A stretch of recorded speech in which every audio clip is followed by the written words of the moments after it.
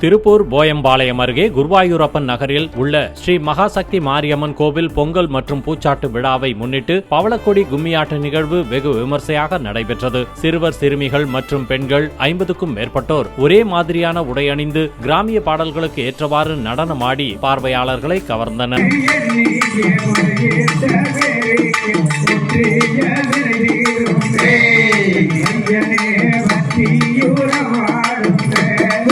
கண்ணானம்